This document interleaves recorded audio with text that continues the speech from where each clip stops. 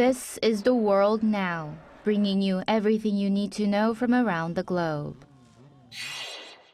An explosion at a village in Myanmar's Shan state has killed at least 55 people and wounded dozens more. According to local media reports, the blast occurred at noon local time on Sunday in Kaung Tat village near the Chinese border. The Taang National Liberation Army rebel group that controlled the area said mining explosives stored in the village detonated accidentally. Footage from the scene showed a large crater surrounded by shattered buildings. Children were among the dead and hundreds of homes were damaged. An investigation is underway. Colombia is heading to a presidential runoff after no candidate secured more than 50% of the vote on Sunday, with right-wing outsider Abelardo de la Espriella leading leftist Senator Ivan Cepeda by 43% to 41%. De la Espriella, a lawyer known as El Tigre, or the Tiger, who has never held elected office, has modeled himself on El Salvador's Nayib Bukele and is promising a military crackdown on armed groups. Cepeda has pledged to continue outgoing President Petro's peace negotiation strategy with rebel groups. The runoff is seen as a test of the direction Latin America will take between progressive policies and the region's growing shift toward hardline security candidates.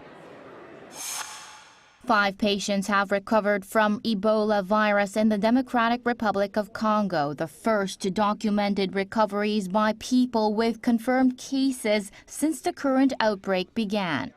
The head of the World Health Organization said on Sunday that 4 patients were discharged that day and 1 the day before, adding that anyone who contracts Ebola can recover with early treatment even without an approved vaccine or medicine.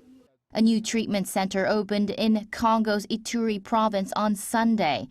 The WHO said 134 confirmed cases have been recorded across Congo and Uganda, with 18 confirmed deaths as of May 29th.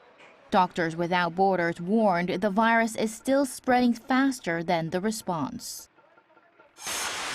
Paris Saint-Germain won the Champions League for the 2nd consecutive year on Saturday, beating Arsenal on penalties in Budapest. But celebrations back in France turned violent overnight, leaving more than 200 people injured and 1 dead.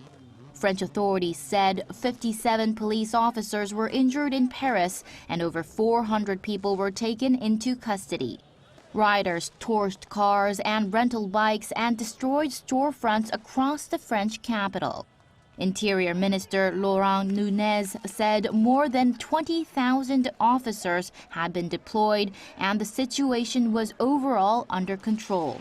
Far-right leader Marine Le Pen said, quote, "Only in France does a football victory trigger riots." President Macron called the violence unacceptable. Chu Ji-han, ArirangNews.